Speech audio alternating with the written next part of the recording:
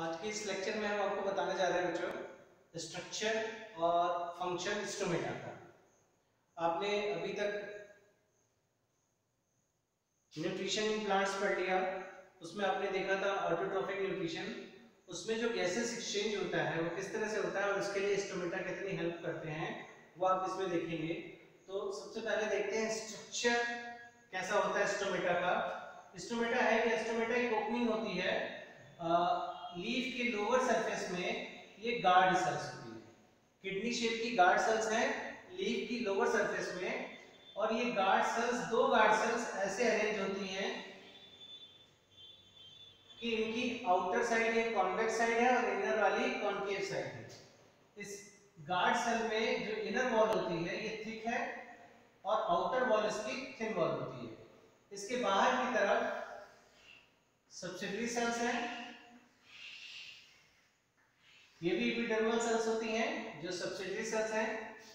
तो ये क्या काम करता है, ये गैसेस एक्सचेंज में काम करता है और ट्रांसपिरेशन करता है। तो आप देखोगे, इसका पहले स्ट्रक्चर देख लेते हैं। ये हो गई सब्सिडरी सेल्स,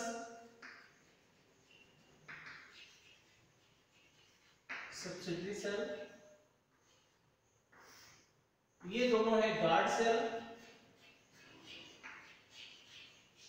और ये इसकी ओपनिंग है स्टोमेटल ओपनिंग।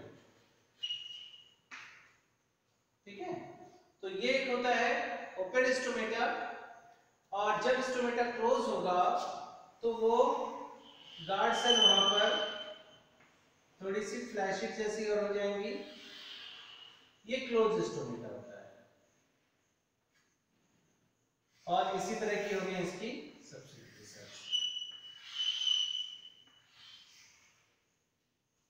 ये क्लोज्ड स्टोमेटा है, ये ओपन स्टोमेटा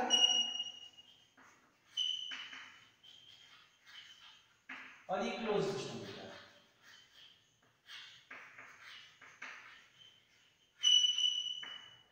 इस गार्ड सेल में इसका अपना न्यूक्लियस भी होता है और न्यूक्लियस के साथ साथ क्लोरोप्लास्ट मॉलिक्यूल होते हैं। ये जो आप स्ट्रक्चर देख रहे हो गोल गोल, ये क्लोरोप्लास्ट मॉलिक्यूल है, न्यूक्लियस और क्लोरोप्लास्ट।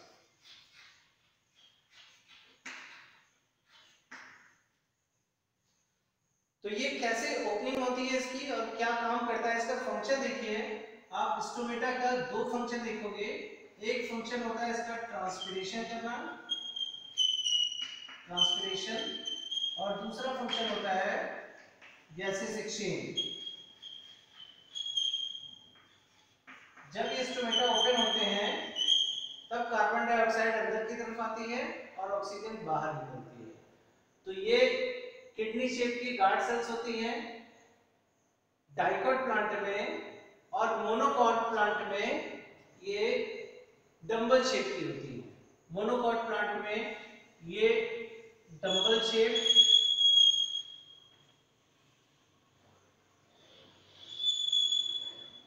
इस तरह से होती है। ये न्यूक्लियस हो गया इसका और ये क्लोरोप्लास्ट हो गए।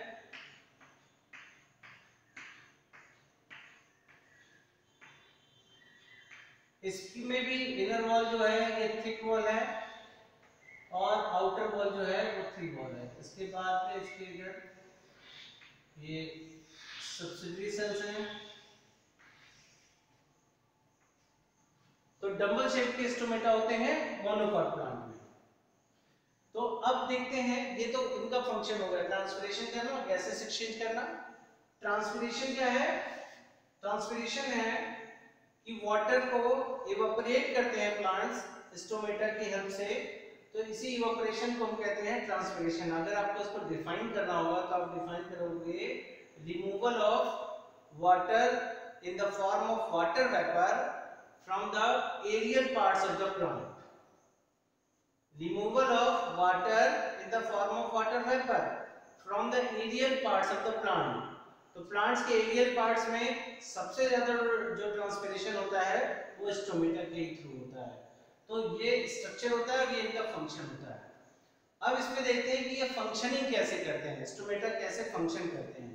तो आप उसके लिए देखो, इसके फंक्शन करने में, मतलब ये ओपन कैसे होंगे, इनकी ओपनिंग में सबसे पहले ये वाटर को एब्जॉर्ब करेंगे। वाटर कब एब्जॉर्ब कर लेंगे, दिन के समय में जब सनलाइट मिलती है तो सनलाइट के प्रेजेंस में क्लोरोप्लास्ट मॉलिक्यूल फोटोसिंथेसिस करना शुरू करते हैं। जब ये फोटोसिंथेसिस करते हैं तो उसी समय इसमें कंसंट्रेशन बढ़ जाती है, क्योंकि कार्बोहाइड्रेट बन रहा है तो कंसंट्रेशन बढ़ेगी। जब इसकी कंसंट्रेशन बढ़ेगी तो आसपास की सेल से ये वाटर को एब्जॉर्ब करने लगते हैं। जब ये वाटर को एब्जॉर्ब करेंगे तो फूल जाते हैं। जब ये टर्जिड होंगे तो इनका शेप ऐसा है कि ये आउटर वॉल बाहर की तरफ जाएगी और इनर वॉल भी इधर की तरफ खिसकेगी, जिससे स्टोमेटा की ओपनिंग ओपन हो जाती है। और इसका जस्ट अपोजिट होगा क्लोज होने में।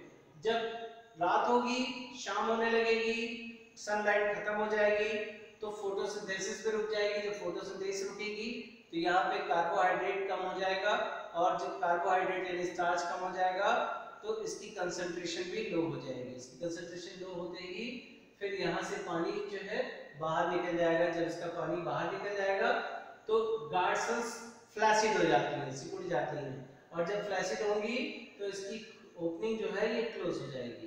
तो इस तरह से स्टोमेटा क्लोज हो जाएंगे। इधर ओपन हो स्टोमेटा हो गए, ये क्लोज हो गए, तो रात के समय में क्लोजिंग हो जाएगी। हम आपको एक फ्लो चार्ट के थ्रू बताते हैं कि कैसे दिन के समय में क्या फर्क पड़ेगा और रात के समय में क्या फर्क पड़ेगा।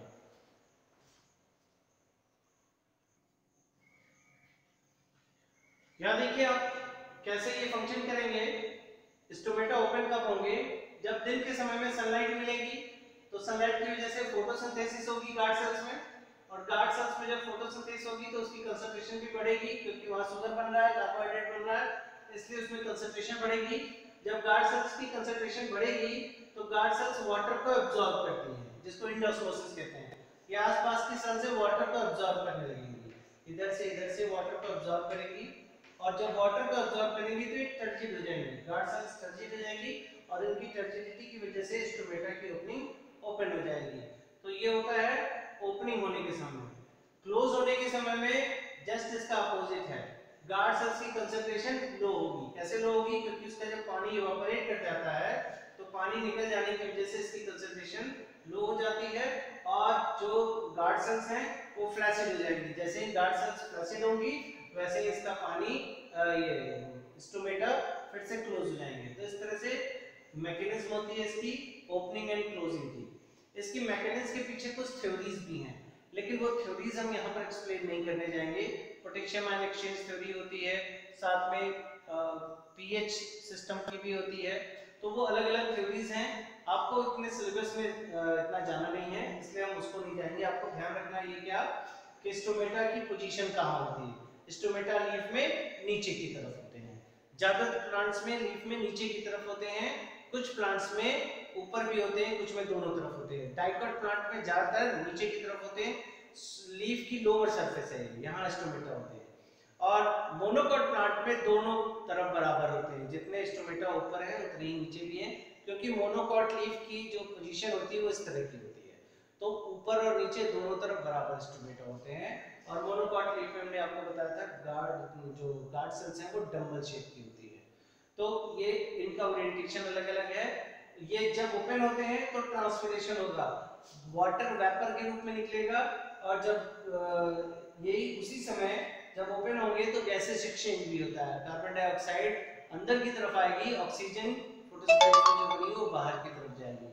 तो इस तरह से इनके दो फंक्शन होते हैं, ट्रांसपिरेशन करना और गैसेस एक्सचेंज करना।